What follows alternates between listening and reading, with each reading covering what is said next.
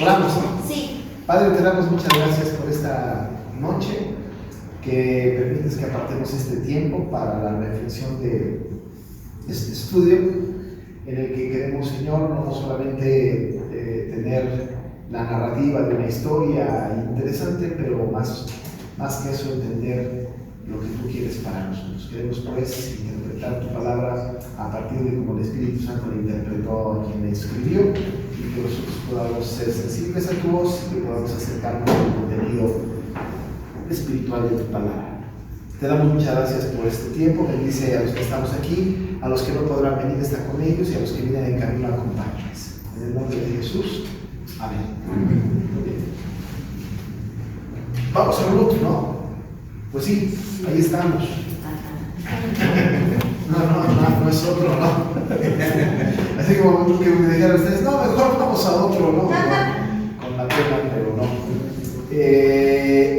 Esa es la sexta lección.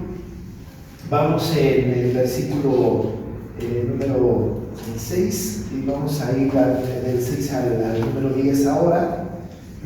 En el detalle hacemos una recapitulación muy rápida y luego nos concentramos en los siguientes versículos. De tal manera, entonces, que para que tengamos el contexto bíblico, voy a leer los versos 1 a 10 de Ruth, del capítulo 1 a 10, y ahí concentramos nuestra atención, ¿no? Entonces, 1 a 10. ¿Dónde están las lecciones? Está bien. Hermana Silvia, por ahí hay lecciones, ¿la agarró? ¿Otra lo trae? Es que están ahí en la silla para que la... Hola. Sí, bueno, luego platicas. Ruth 1, del 1 al 10. Aconteció en los días que gobernaban los jueces, que hubo hambre en la tierra, y un varón de Belén de Judá fue a morar en los campos de Moab, ella y su mujer y 12 hijos suyos.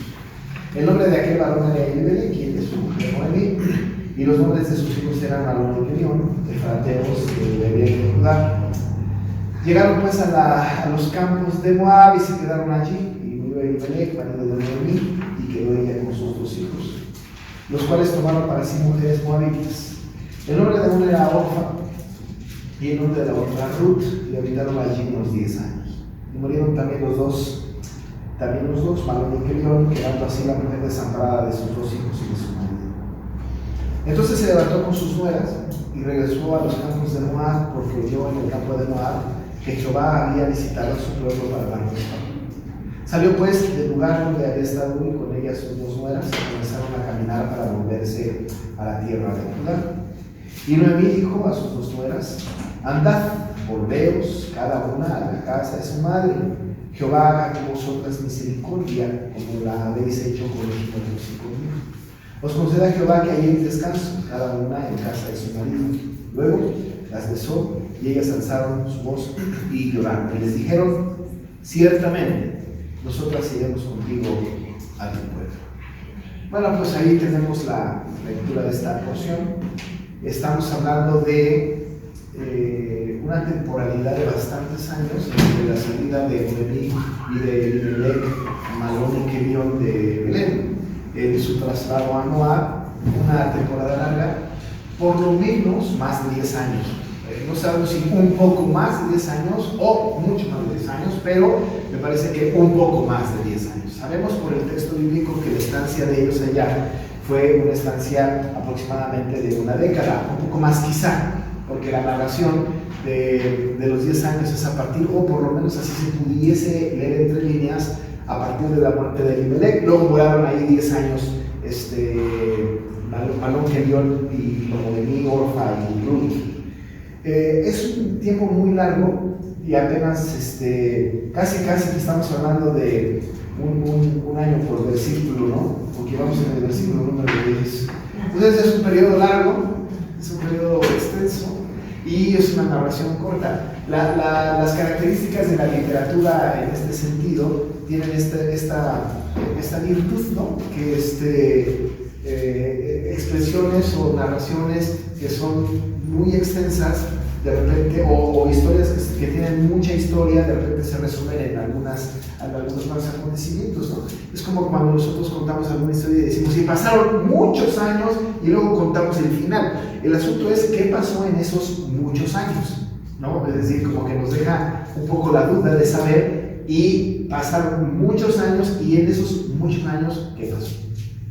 Evidentemente la especulación no nos sirve cuando estudiamos la Biblia, porque nosotros hemos entendido que no podemos nosotros interpretar la Biblia a nuestro antojo. Lo que el autor, inspirado por el Espíritu Santo, desde luego, nos quiso dar a conocer a través de su Espíritu Santo, eso es lo que a nosotros nos interesa. Los detalles no nos quedan claros, y hay muchos detalles que no nos quedan claros, pero además que tampoco nos interesan mucho porque la Biblia no los menciona, a menos que en algún otro pasaje de la Escritura, en algún otro libro de la Biblia, nos asome un poquito alguna información, pero no la hay. En realidad, por ejemplo, la historia de Madón y Gedeón y Elimelech no es vuelta o no es mencionada otra vez en algún otro libro de la Biblia, simplemente están ahí. Parece ser que nacieron solamente para aparecer en un versículo de la Biblia. Punto. Madón y Gedeón se murieron y se acabó la historia, ¿no? No podemos entonces especular respecto de su historia, y no son personajes centrales en la historia, dado que la narración de sus acontecimientos no nos fueron como muy claros. Porque además nosotros hemos insistido en el libro, el personaje principal, y desde el punto de vista literario, evidentemente Noemí, Ruth, ¿no? Digamos, vos como secundario, y David quizá a la larga, pero hemos visto que el personaje principal de este texto no es otro que el Señor Jesús, que ya hemos visto toda una clase. Déjenme poner esto en silencio. Hemos visto una clase completa de que este Cristo está en estas páginas. No hay ni la más remota duda al respecto, no hay duda. Bien, hemos estado estudiando entonces este tema. Vamos a partir de la veracidad del texto, con la expresión aconteció, que no es una alegoría, no espiritualizamos la historia, no es parte de una mitología, no es un mito, es una historia real, es algo que pasó, es algo que sucedió, y nos acercamos al texto con una veracidad 100% comprobada. Porque además la ubica históricamente, y también geográficamente, pero históricamente la ubica entre jueces y la época de los reyes, ¿no? Entre esa transición, aun y cuando nosotros hemos visto que muy posiblemente la historia narrada aquí, que fue durante los jueces cuando gobernaban, en un tiempo donde los jueces estaban haciendo un gobierno efectivo, es posible que haya sido durante el gobierno de Ahod, otros dicen de Jefté, no nos interesa mucho, no queda claro, pero por las características de la carta, la narrativa, la historia, casi podemos estar seguros de que haya sido en la época de Ahod, porque él fue un rey moabita, ¿no? Es el único que se nos menciona como rey moabita. Se especula, como ya hemos dicho en el pasado, que posiblemente, y esa es una mera especulación, pudiera ser que Ruth haya sido hija de Eglón, rey moabita. Pero preferimos no creer en eso, porque Eglón no fue precisamente un rey admirable, ¿no? No lo era. Pero son especulaciones literarias y no nos detendremos en esto. Recién la semana pasada estábamos ya viendo un poquito acerca de los lugares, de los acontecimientos, de la muerte de Elimelech, de Madón y Gedeón, y hablamos un poco incluso de los efrateos. Ustedes se acuerdan, ¿no? Que Efrateo o Efrata era un lugar, como mencionando a los que vivían en Belén, ¿no? Incluso se pudiese mencionar a los que vivían en Belén, de Belén Efrateo, ¿no? O Efrateo de Belén, ¿no? Haciendo una referencia a esto. Como que las dos palabras ni en el idioma original se parecen mucho, ¿no? De tal manera que no consideramos que fuera como un gentilicio, Efrateo de Belén, sino de Efrata, pero pues así estaba. Ya vimos nosotros más o menos algunos acontecimientos. Vimos que una persona de nombre Efrata fue la segunda esposa de Caleb. Vimos también la historia de Raquel, que fue enterrada en Efrata. También lo revisamos un poquito esto. Ahí fue donde dio a luz a Benoni, Benjamín, ¿no? Que nació en Efrata. En fin, tenemos un poco la historia de esto y la mención de Miqueas de la profecía del nacimiento de Jesús, pero tú, Belén Efrata, por ser la más pequeña entre las tribus de Israel, de ti te saldrá el que será reina. Es decir, tenemos pues una referencia de Efrata. Estudiamos un poco eso y un poco la motivación de Elimelech de salir de allá y nos quedamos la semana pasada en el versículo 5, en el desamparo de tres viudas, ¿no? Porque ahora nosotros tenemos un desamparo, y el desamparo no solamente es de una viuda, pero son desamparo de tres viudas. Tenemos ahora tres mujeres viudas, una mayor, dos jóvenes, ¿no? Noemí, la mayor, que está desamparada porque quedó viuda de su marido Elimelech, y tenemos a Orfa y a Ruth, esposas de Kelión y Malón en este orden. Hay desamparo ya, pero también hablamos la semana pasada de una manera muy pastoral acerca del desamparo, ¿no? Que el Señor no nos dejará ni nos desamparará. Y esta promesa para nosotros evidentemente la hizo, la conocía Noemí, judía, por supuesto, sabía que el Señor no iba a dejar en desamparo a aquellos que eran sus hijos. Y nosotros aprendimos un poquito de este asunto del desamparo y gustamos un poquito el sabor del favor de Dios para con nosotros, que no nos deja solos, no nos desampara. Gracias a Dios por eso. Y luego de ahí ya, ¿no? Una vez que terminamos en el versículo 5, que termina una primera parte de este asunto, en donde pasaron ahí los 10 años, entonces dice que mueren Malón y Kelión y quedando las mujeres en el desamparo total. De ahí pasamos a un brinco. ¿Cuánto tiempo pasa del versículo 5 al versículo 6? En realidad no tenemos la menor idea, porque en el 5 se nos narra que quedan desamparadas Noemí y Orfa y Ruth, no nos dice más nada, ¿no? Quedan desamparadas de sus dos hijos y de su marido, Noemí, las otras dos viudas. Y luego de ahí al versículo 6 no sabemos exactamente qué pasó. Pero lo que sí sabemos a ciencia cierta es que algo pasó. Y no necesariamente algo pasó en Moab. Algo pasó en otro lugar, ¿no? Es decir, no hay un acontecimiento en Moab que haya movido a Noemí como cuando salieron de Belén, Elimelech y Noemí. No hay una situación del mismo lugar que les haga salir, ¿no? Ahora hay una situación que pasa en otro lugar, no en Moab, que les hace partir, ¿no? Lo que sucedió, según el texto bíblico que nosotros tenemos aquí, es que ellas reciben, o Noemí recibe, una noticia y oye que había el Señor visitado el pueblo de donde ella venía, ¿no? Es decir, hay una noticia que se escucha. Recuerden ustedes que Moab está más o menos a 80, la región de Moab, las montañas de Moab, la región de Moab estaba más o menos como a 80 kilómetros de distancia de Belén. No muy lejos. Si nosotros lo consideramos ahorita, pues decimos no es muy lejos, es como ir de aquí a, pues como al Estadio Azteca, yo creo, o no, a lo mejor más, no sé cuántos kilómetros hay de aquí para allá, ¿no? Diría uno, pues en un metro llega uno rápido. Pero los 80 kilómetros sin transporte público, 80 kilómetros en terrenos escarpados, en un terreno hostil, ¿no? En donde hay que rodear un poco el mar y hay que pasar por ciertos peligros, en realidad era una distancia considerable. Sobre todo pensando que cuando Noemí toma la determinación de regresar a Belén, estamos hablando de que la condición de mujeres viudas era una condición bastante adversa para la época en donde vivían. Hoy día nosotros podemos considerar a las viudas y no tienen de ninguna manera la característica que en aquel tiempo tenían las mujeres viudas. En aquel tiempo la viudez verdaderamente era una desgracia muy fuerte. Una desgracia que toda solamente podía ser salvada bajo la ley del levirato, ¿no? Que ahorita quizá comentamos un poquito esto. Pero era una condición muy terrible, era pobreza extrema y casi nadie, ¿no? Salvo por la ley del levirato, el hermano del difunto que pudiese tomar como esposa a la viuda, pudiese rescatarla de una condición de pobreza total. Pero mientras que estaban en viudez, estaban en una situación completamente desvalidas.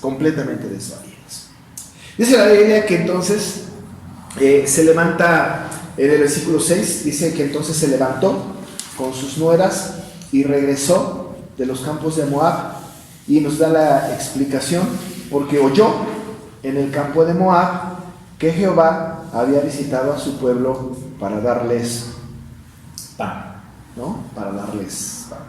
Varias cosas tenemos que rescatar de aquí, de este texto, porque estamos tratando de hacer un análisis un poquito, no un poquito, lo más pegado al texto posible, y con una cierta dosis de especulación santa, aunque nuestra especulación nunca es santa, pero a mí me gusta decir especulación santa, ¿no? Entonces, inventamos un poquito, nos imaginamos un poco la historia, esta imaginación pedimos que sea santificada por Dios, ¿no? Pero la imaginación puede ser equivocada. Pensamos un poco que Noemí se levanta con sus nueras, toma la iniciativa, ella es la que asume la responsabilidad. Y ahora un poco lo que la lección nos explica, y también vale la pena comentarlo aquí, es que cuando quedan viudas las tres, recuerden ustedes que Noemí es la matriarca, por decirlo de alguna manera, ¿no? Evidentemente no hay época matriarcal en el Antiguo Testamento. El Antiguo Testamento más bien es una época patriarcal, ¿no? Pero quedando las tres viudas, ella es como que la que toma un poco la posición de liderazgo. Las mujeres que habían quedado viudas, Orfa y Ruth, eran mujeres que evidentemente tenían cierta ascendencia, o Noemí tenía cierta ascendencia sobre ellas, porque eran las esposas de sus hijos que habían ya fallecido. No habría como ningún compromiso. En nuestros tiempos, si una mujer se le muere su marido y tiene dos hijos y se casan y se mueren las esposas, yo creo que la suegra, la señora no vuelve a ver a las nueras, pues como que ya no las vuelve a ver, ¿no? Se van, así de paso, ¿no? No hay ese acercamiento, no hay esa atención, no hay ese apego, ¿no? Es decir, ya se murió mi marido, vámonos, sobre todo si soy jóvenes, a buscar a otro marido, ¿no? En algunos casos sí, pero la mayoría de los casos no. Pero en aquel momento, Noemí y la cultura del tiempo, del mundo de ese tiempo, ¿no? Asumía de alguna manera la responsabilidad de sus nueras, por el apego que hay, por la relación que había con sus hijos, aun y cuando no les había dado todavía hijos, las mujeres, de todas maneras ella asume la responsabilidad. Entonces se levanta con sus nueras, ¿no? Es decir, eso de se levanta es interesante, porque el idioma original en el asunto de se levanta no es que estaba sentada y se levantó, ¿no? Porque nuestras palabras tienen este sentido, no es que estuviera sentada y se levantó. Se levanta tiene una intención de hacer algo, ¿no? Como el levantamiento en armas, ¿no? Se levantaron en armas, fue una determinación, ¿no? De tomar las armas y atacar a ciertos enemigos, ¿no? Así que se levantó, habla de una disposición evaluada de parte de Noemí, ¿no? Es decir, una determinación férrea de decir, vamos a hacer esto, ¿no? Levantarse tiene también en el idioma original un sentido del ánimo, ¿no? Como cuando decimos que tenemos que levantar el ánimo, ¿no? Levanta tu ánimo, ¿no? Porque estás como medio caído, ¿no? Levantar pues tiene que ver con esa intención, con esa actitud determinada de tomar una decisión que no voy a dar marcha atrás. Esta misma intención tuvieron cuando Elimelech y Noemí deciden salir de Belén. Aquí más que Noemí, Elimelech, que tomó la decisión, porque él decide, y aunque la Biblia no lo dice tan expresamente, levantarse e irse a Moab. Ahora tenemos una determinación muy específica, muy concreta de Noemí, y se levanta con sus dos hijas, y insisto, no es porque estuvieran acostadas las tres así viendo a ver qué hacemos, sino que hay una determinación anímica de decir, vamos, ¿no? Vamos, ¿no? Cuando se va a construir el muro de Jerusalén, ¿no? En Nehemías tenemos esta expresión, levantémonos y edifiquemos, ¿no? Ese levantémonos tiene que ver con cobremos ánimo, hagamos una resolución muy determinante, y nadie nos va a detener en esa resolución. Cuando hablamos de levantarnos, estamos hablando pues de una resolución muy determinada, ¿no? Si nosotros en la iglesia decimos, hermanos, levantémonos, ¿no? Y vamos a salir a las calles a presentar el evangelio, es cuando hemos tomado una determinación muy seria. Ojalá y pronto hagamos algo así.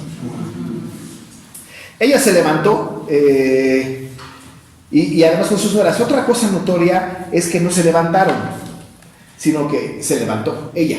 De tal manera que ella toma el liderazgo, toma la responsabilidad y toma a sus nueras y toman una determinación absoluta, ¿no?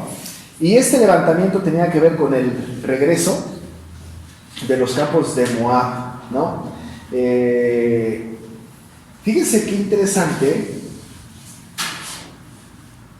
que no dice a dónde, ¿no? O sea, si ven el texto, no dice como que regresaron a Belén. Queda obvio, y ahorita vamos a decir también la obviedad del texto, pero no dice a dónde, nada más dice que regresaron. Dice, entonces se levantó con sus nueras y regresó de los campos de Moab. Obviamente está implícito a dónde regresar, ¿no? Pero queda más explícito cuando al final de este mismo versículo está la palabra pan, ¿no?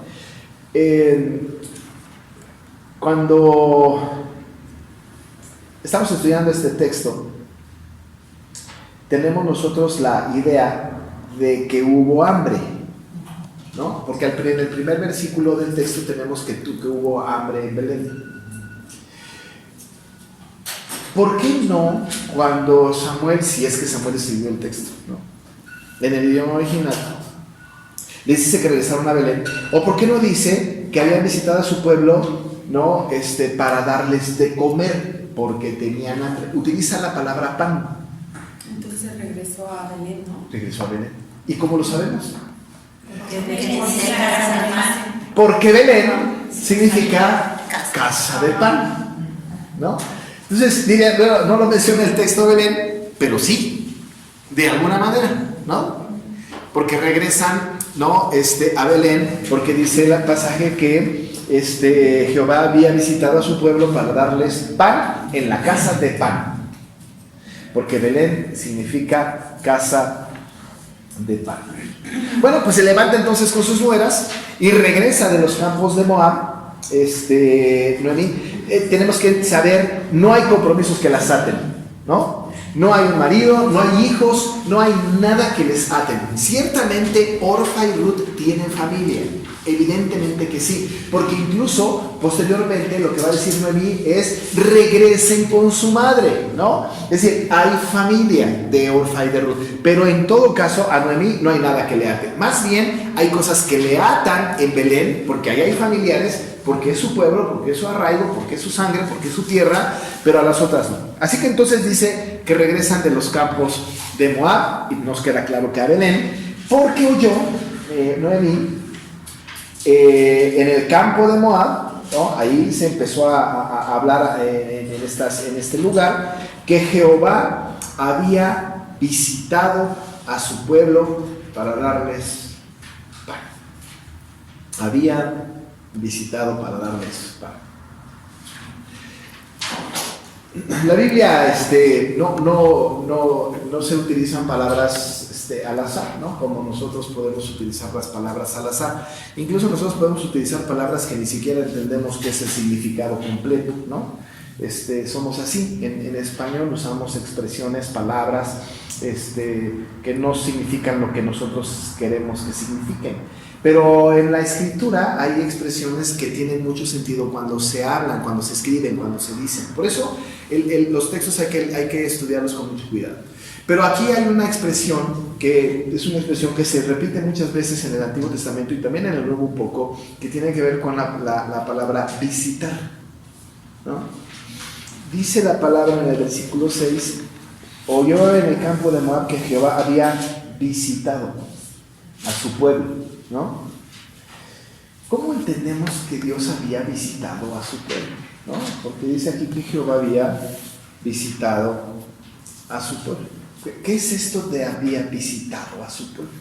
Es que el Señor se había ido y se fue a vivir a otro lado, Dios, y entonces pasaba por allá y dijo, ay, voy a visitar a Belén, ¿no? Pero ¿cómo es esta expresión de que fue a visitar a su pueblo, ¿no? Cuando nosotros no podemos dar una respuesta categórica, porque además es absurda nuestra respuesta, no podemos de ninguna manera pensar que Dios estaba afuera y luego vino de paseo y aprovechó para visitar, ¿no?, a alguien, ¿no? Cuando nosotros vamos, por ejemplo, al sur de la ciudad en alguna ocasión, nosotros, después le decimos, vamos a visitar a Saulo, ¿no? Un amigo nuestro. Y entonces, ¿qué hacemos? Pues ya que estamos por aquí, lo visito, ¿no? Pero ¿será que Dios, ya que estaba por ahí, visitó al pueblo? No, porque nosotros hemos hablado de un Dios de providencia. ¿Se acuerdan que lo revisamos un poco, no? Hablamos acerca de la providencia contingente, por ejemplo, o concurrente. Y hablamos acerca de que el Señor tiene todo bajo control y que de ninguna manera le toma por sorpresa nada. Él había permitido que el Belén se quedara sin pan, ¿no? Sin comida, que hubiese hambre, para cumplir con un propósito redentor, un propósito suyo. Es decir, que su providencia concurrente estaba expresada en la determinación o en la voluntad decretada de Dios de que esto pasara así, que hubiese hambre en Belén. Esto fue algo que Dios permitió, no se le salió de control, no se le salió de control. Pero nosotros podemos leer entre líneas por la historia completa de Ruth y de la Biblia, pero nosotros podemos saber que cuando Dios ha hecho esto, ha permitido que haya hambre en Belén, es que tenía algo Él que estaba construyendo su propia historia, y no porque la fuera construyendo por las circunstancias de la historia, sino que la construyó toda la historia y la historia está caminando, ¿no? Hizo todo para cumplir con su propósito. Entonces, cuando tenemos la palabra visitó, estamos hablando de otro acto de la providencia concurrente de Dios. Estamos hablando de otro acto providencial de Dios. Estamos hablando de que Dios sigue utilizando su providencia para manejar las circunstancias. Cuando la Biblia habla de las visitas de Dios, pueden significar varias cosas. Puede ser una visita para bendecir, puede haber una visita para mostrar compasión, para traer abundancia, para castigar o para corregir, ¿no? Eso lo tienen escrito en las lecciones que les entregué. Pero estas intenciones de la visitación pudieran tener estos sentidos. Por ejemplo, para que podamos tenerlo como muy claro, ¿no? El asunto de visitar en bendición y en castigo, podemos ver algunos textos para contemplar un poquito el término.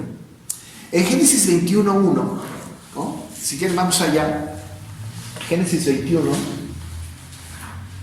hablando de bendecir, de visitar. Alguien que lo lea, por favor. Visitó Jehová a Sara como había dicho, e hizo Jehová con Sara como había hablado. Como había dicho, como había hablado, sí, perfecto. Bueno, tenemos ahí una expresión de que el Señor visitó a Sara, ¿no? Otra vez, no es, había que andaba por ahí, decidió, ay Sara, ¿cómo estás? No. Estaba el Señor cumpliendo un proyecto divino, ¿no? Es decir, estaba ejecutando su decreto. Este asunto de visitar para bendecir es la ejecución de su decreto, no porque en ese momento se le ocurrió, sino porque estaba cumpliendo. Y esta visitación es una visitación de bendición, ¿no? Porque dice que visitó a Sara como había dicho, e hizo Jehová con Sara como había hablado.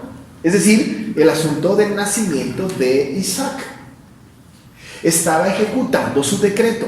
Otro evento en donde el Señor está ejecutando su decreto y utiliza la expresión visitar es lo que pasó también con Ana en 1 Samuel 2:21.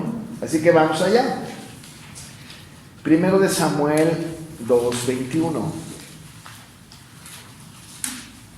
1 Samuel es el Antiguo Testamento.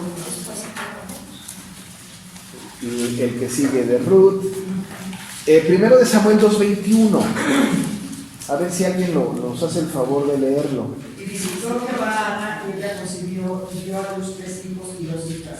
Y el pobre Samuel creció delante de Jehová. ¿La visitó? Otra vez a Ana, ¿no? Y tuvo, dice, y dio a los 3 hijos y 2 hijas, y el joven Samuel crecía delante de Jehová. Otra vez, una visita de bendición, ¿no? Es decir, hay visitas muy lindas. Y el Salmo 65:9, que es muy lindo.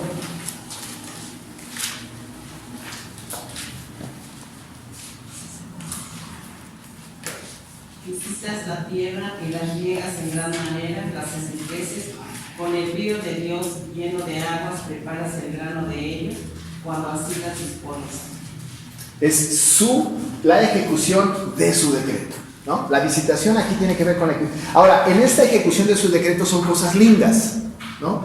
De bendición, pero habrá la ejecución de su decreto en su visita que no sea tan lindo para nosotros, sí que la hay. Que implique castigo, sí que lo hay. ¿Se acuerdan de los 10 mandamientos? En el capítulo 20, que visito la maldad de los padres sobre los hijos hasta la tercera y cuarta generación de los que me aborrecen.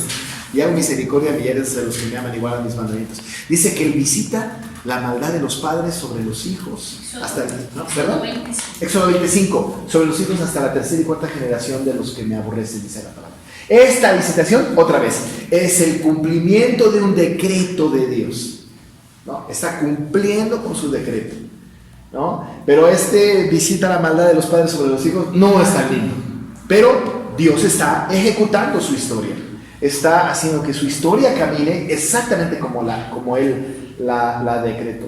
Levítico 18:25, el último.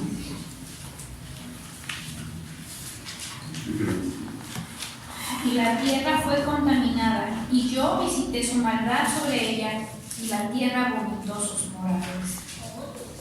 Esta es otro acto del decreto ejecutado de Dios, que es como de castigo. No es muy lindo, 18:25, y la tierra fue contaminada, y yo visité su maldad sobre ella, y la tierra vomitó sus moradores. Es decir, que esta expresión de visitar no es tan de lenguaje común, digamos, si lo es, pero tiene un sentido, y es un sentido muy específico, ¿no? Muy específico. En el caso de Noemí, en la historia que estamos viendo, esta visita que el Señor había hecho en Belén era una visita de bendición, ¿no? Es decir, Dios está cumpliendo su decreto divino, ¿no? No es como que el Señor haya dicho, ay, las cosas van así, van asado.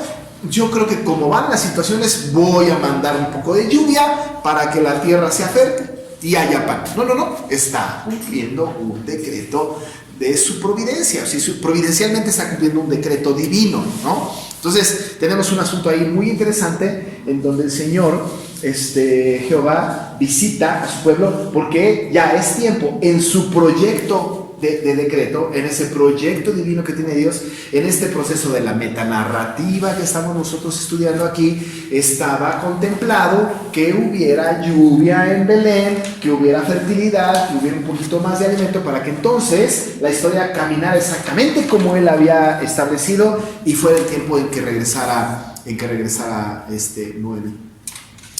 Dice un historiador de Ruth, un comentarista de Ruth, que no es así como que de repente Dios proveyó ya lluvia ahí y que de repente Dios haya dicho, ay, voy a aprovechar la lluvia para mover el corazón de Noemí para que venga.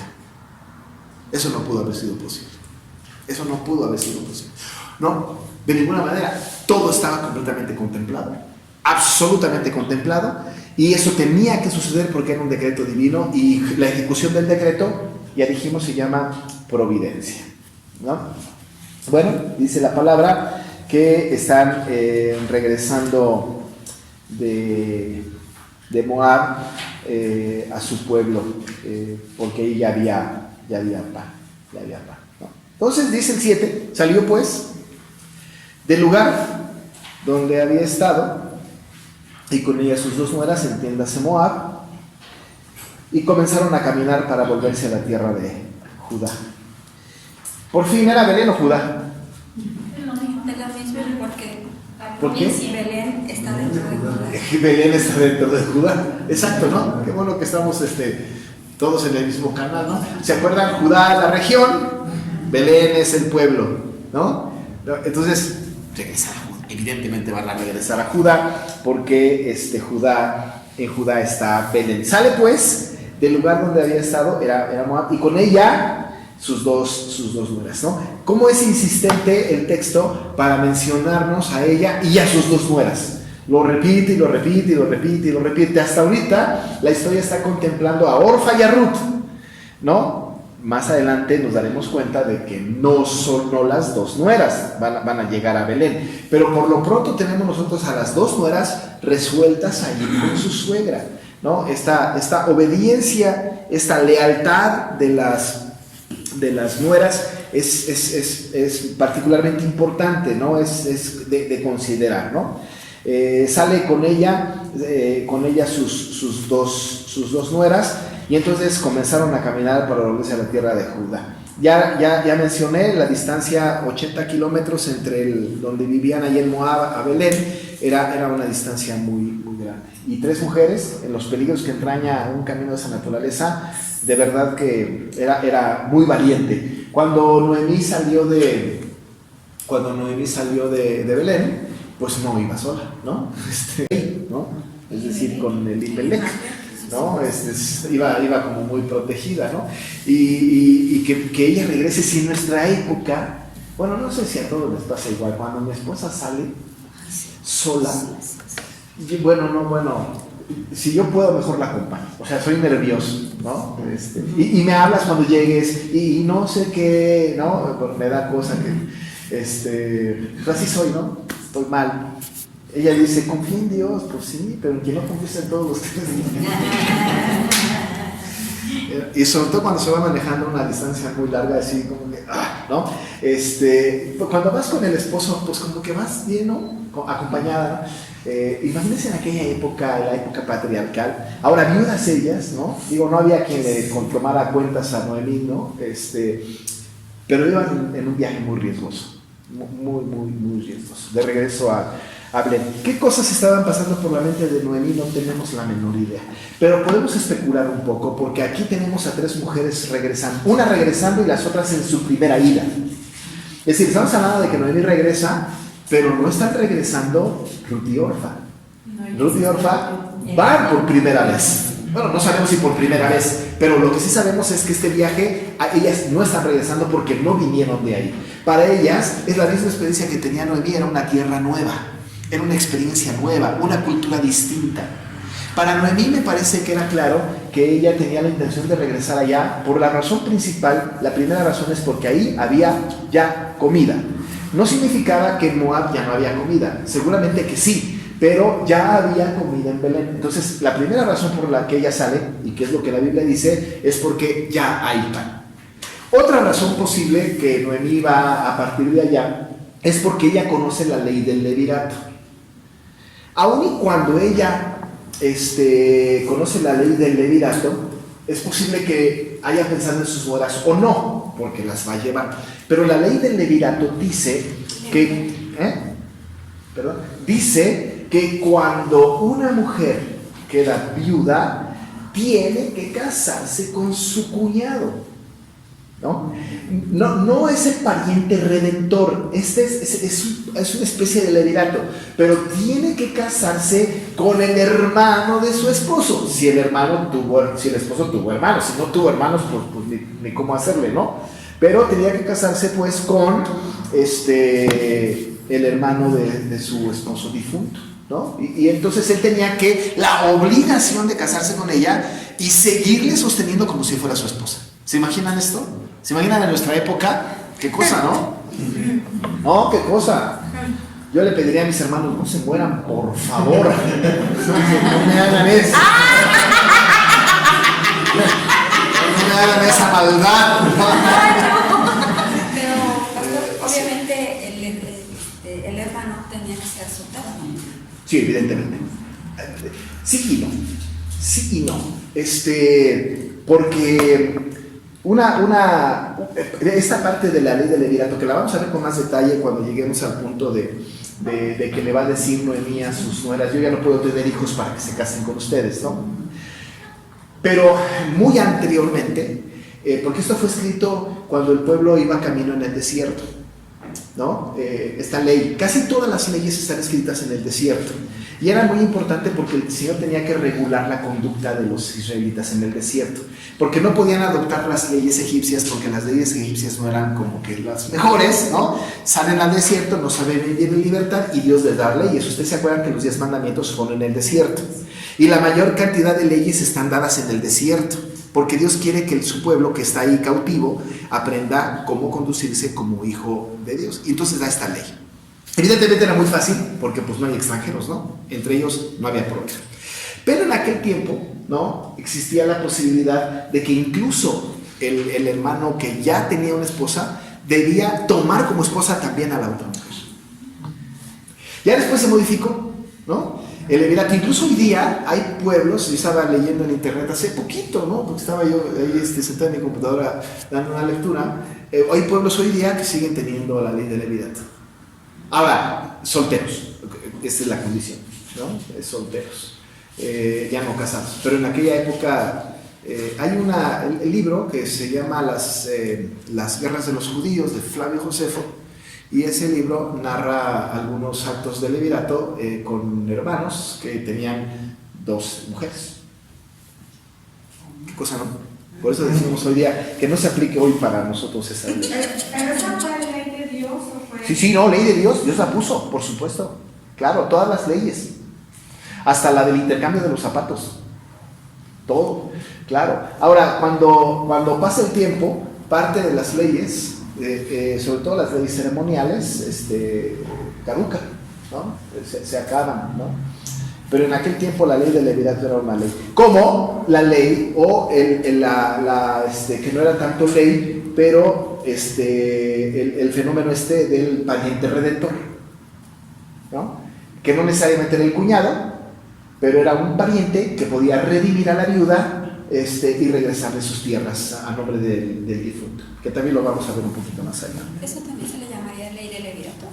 No necesariamente, porque no es el cuñado, no necesariamente el cuñado, no necesariamente, ¿no? Ahora, qué interesante, ¿no? Porque en la ley del levirato, pues aunque no me guste el cuñado, es decir, no había manera pues de escoger, pues era una ley para los judíos. Evidentemente nosotros estamos aquí frente a unas mujeres que no pueden acatar la ley judía porque no son judías, ¿no? No eran judías, pero Noemí sí. Noemí sí, ¿no? Entonces es posible que ella haya pensado un poco en este asunto para regresar y buscar la pariente redentor. ¿Ustedes se acuerdan en la lectura que hicimos de Ruth?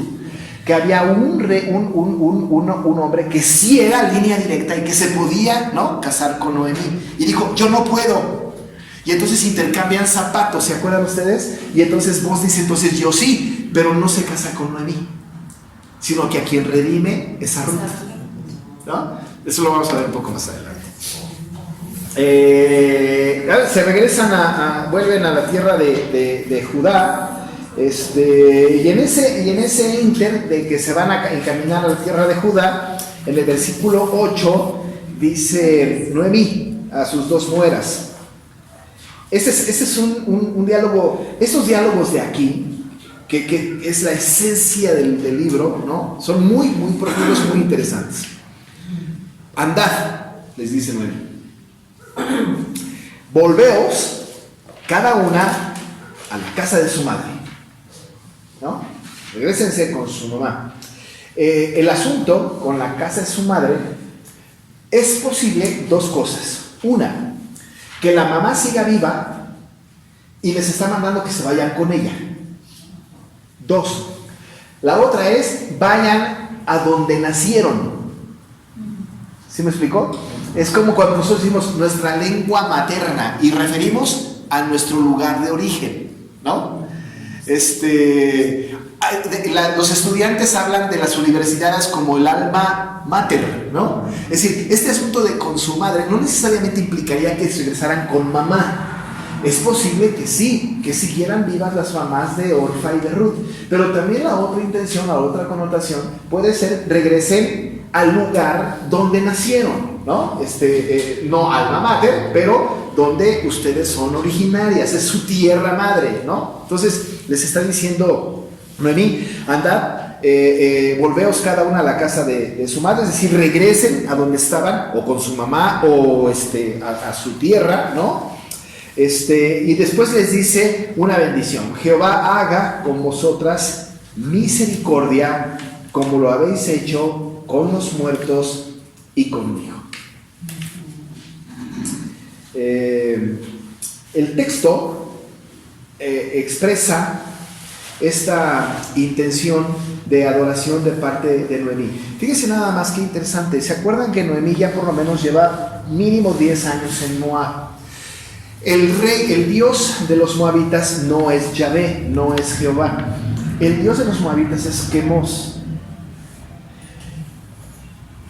no adoptó, Noemí, en ningún momento de su vida, no adoptó una adoración extraña. Es decir, ella siguió con su fe en Jehová.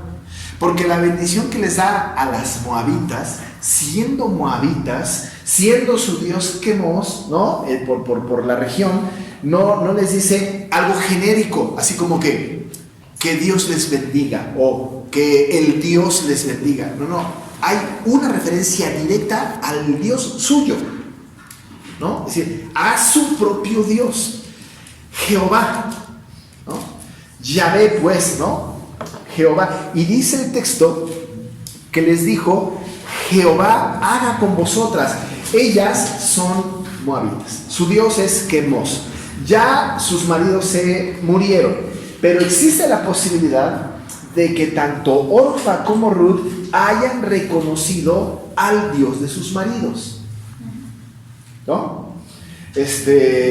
Ahora nosotros sabemos que el matrimonio fue yugo desigual, ¿no? De Orfa con Kelión y Ruth con Malón, ¿no? Enfermizo y debilucho, como ya dijimos que significa, ¿no?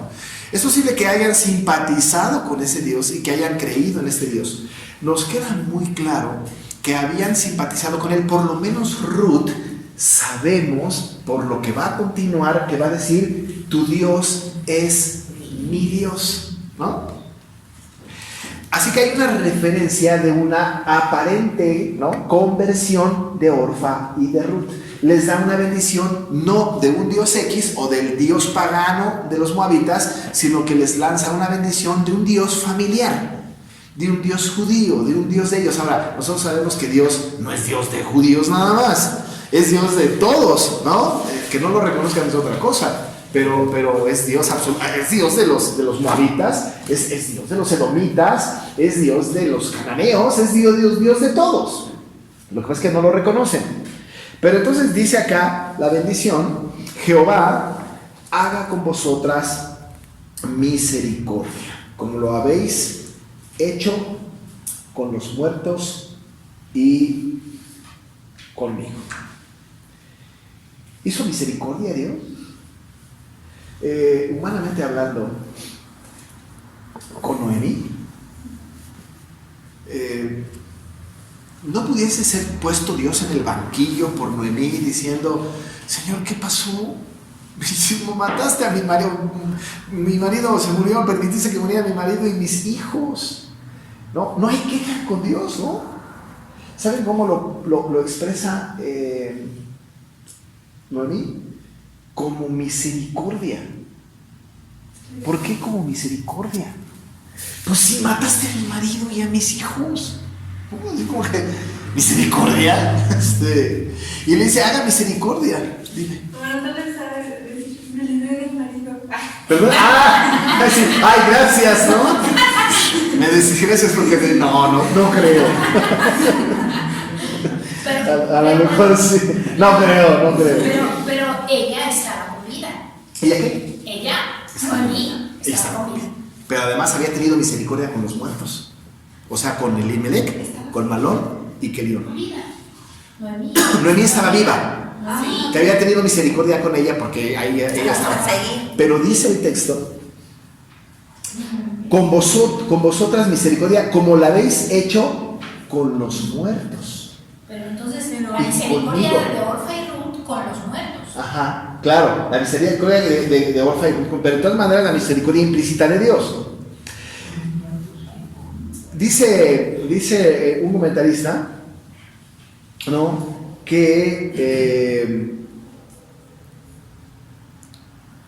el recuerdo o la memoria de los muertos, la lealtad, ¿no?, que tenían Orfa y Ruth con Malón y Kelión, iba más allá de ellos en vida, es decir, más allá de la vida, ¿no? Aún muertos, ellas permanecieron, ¿no?, en una actitud de lealtad a los muertos.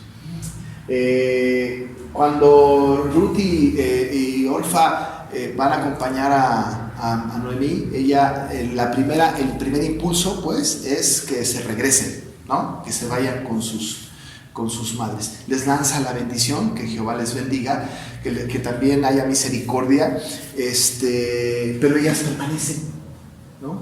Ellas permanecen en esta actitud, porque dice el versículo 9, os conceda Jehová que halléis descanso, cada una en casa de su marido.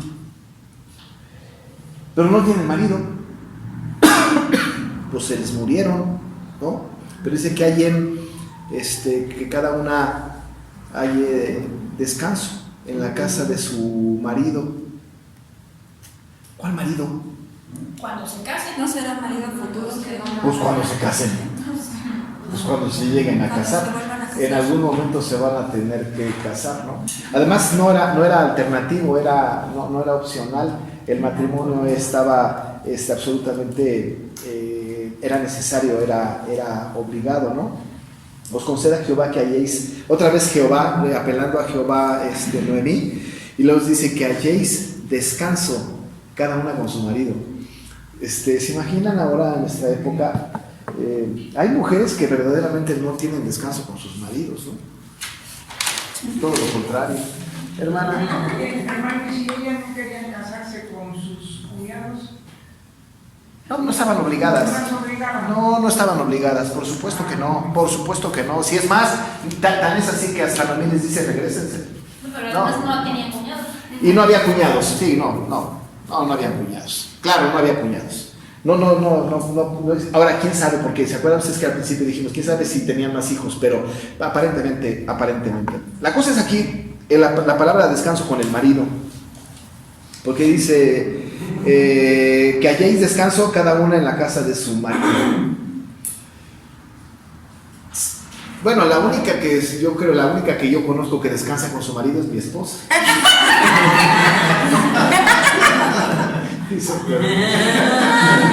Yo creo que ustedes también, ¿no? Sí. Pero no tenía más hijos porque en el 11 dice. Sí. Así yo no te puedo dar, yo no puedo tener más hijos para darte, ¿no, hermana Elia?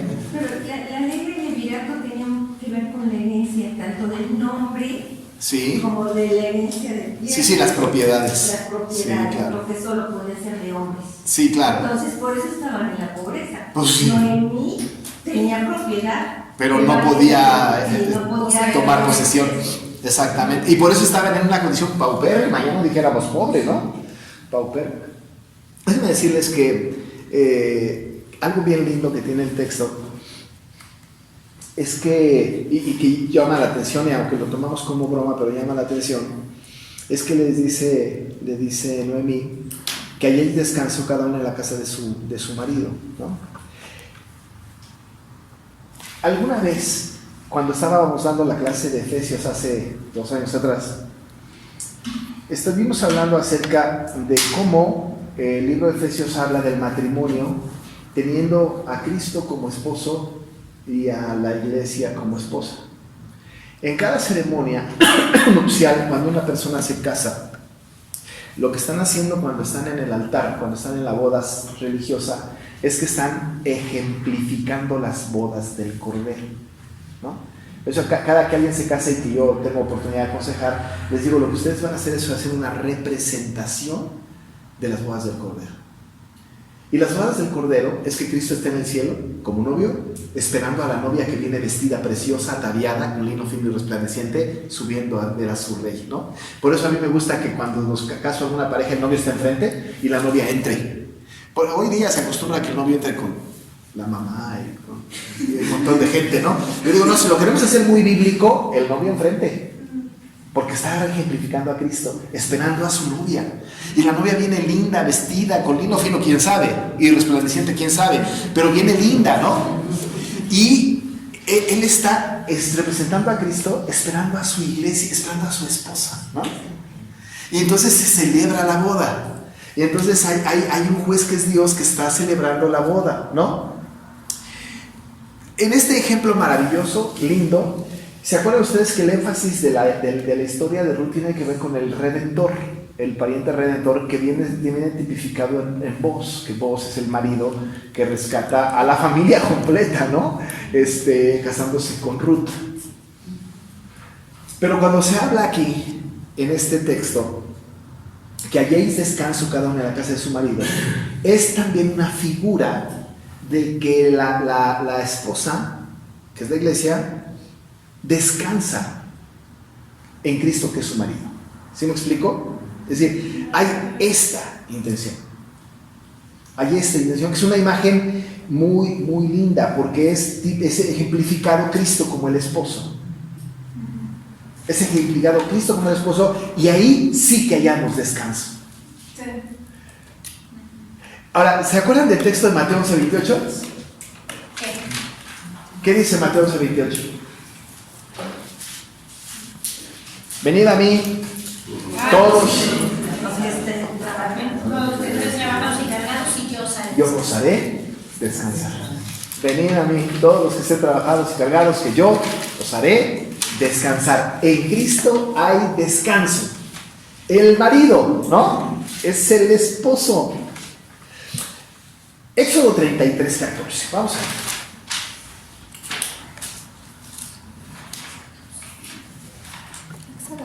33:14. Y él dijo, mi presencia irá contigo y te daré descanso. Claro, porque en el Señor tenemos descanso. Cuando le dice el Señor a Moisés, mi presencia irá contigo y te daré descanso, acuérdense que es el ángel de Jehová que le acompaña. Mi ángel irá contigo, ¿no? Es Cristo. Así es que estar en esta condición es estar en la condición de con Cristo. Cuando se hace toda esta ceremonia, cuando finalmente Ruth se casa con Boaz, Noemí es alabada. ¿Y saben cómo lo dice el texto en el capítulo 4? El 4:15, dice desde el 14, bueno, desde el 13, dice: Boaz pues tomó a Ruth y ella fue su mujer. Y se llegó a ella y Jehová le dio que concibiese y dice a Dios un hijo. Y las mujeres decían a Noemí: loado sea Jehová, que hizo que no te faltase hoy pariente, cuyo nombre será celebrado en Israel, el cual será restaurador de tu alma, porque encontrarás descanso, ¿no? Porque es restaurador de tu alma. Entonces este texto es significativo por el contexto de todo el libro, ¿no? Que Jehová os conceda que halléis descanso cada una en casa de su marido. Y vaya que Ruth lo va a encontrar. Orfa no sabemos, pero vaya que Ruth lo va a encontrar. Luego, dice la Biblia, las besó y ellas alzaron su voz y lloraron. Este es una especie de eufemismo. O sea, se pusieron a gritar así como ¿no? Alzar la voz es llorar a gritos, ¿no? ¿Sí me explico? Es un berrinche santo, yo diría, ¿no? Esta misma imagen, con la misma expresión en el idioma original, es cuando David se despide de Jonatán, que lloran, y David lloró más que él, ¿no? Pero esos llantos lastimeros, profundos, ¿no? Muy sentidos, ¿no? Y imagínense que lo que está haciendo Noemí es despidiéndose de ellas, y alzaron su voz y lloraron. Y entonces, después de una cierta reflexión, utilizan esta palabra que últimamente la he repetido muchas veces en diferentes estudios en donde estoy, y dice: ciertamente, dijeron ellas, ¿no? Utilizaron la expresión ciertamente, ambas dijeron: ciertamente nosotras iremos contigo a tu pueblo, no te vamos a dejar. Ciertamente es una expresión de una certidumbre que está tan resuelto, que es tan efectivo, que es tan verdad, que no hay otra manera de expresarlo. En la traducción ciertamente es: no hay lugar a dudas, esto va a pasar. Como el Salmo 23, ciertamente el bien y la misericordia me seguirán todos los días de mi vida, y en la casa de Jehová moraré por largos días. Es una certeza absoluta, es una afirmación completa, que no hay lugar a dudas. Hoy la tenemos más o menos menospreciada, ¿no? Si nuestra esposa, ahorita hablando de la esposa, nos dijera, ¿me amas? Yo pudiese ocupar la palabra ciertamente, que significa no hay ningún huequito de duda. Esa expresión es así de fuerte.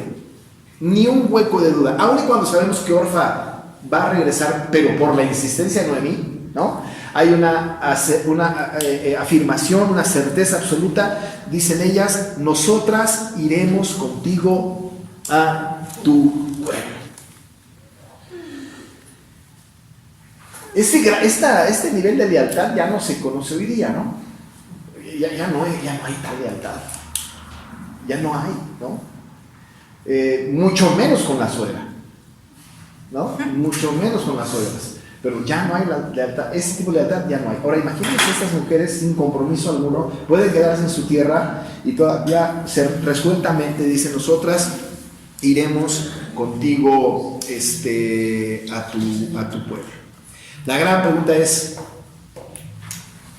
¿se irán o no se irán? Pero eso, la próxima semana. La próxima semana, ya son las 9:15.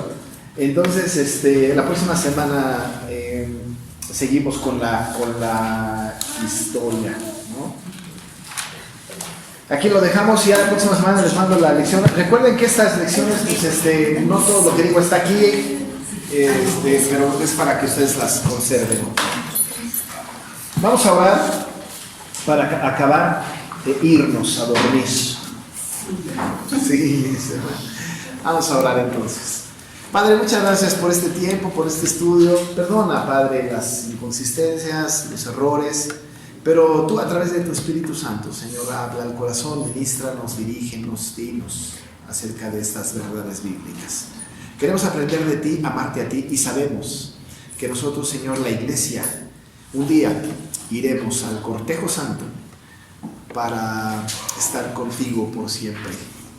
Disfrutar de estas bodas maravillosas del Cordero y que podamos estar desposados con Cristo eternamente. Muchas gracias, Señor, por esta imagen que dejas en nuestra mente y porque nosotros sabemos que tú manejas la historia exactamente como la decretaste desde el principio. Te damos gracias y te pedimos que nos acompañes ahora a casa. En el nombre de Jesús. Amén. Amén.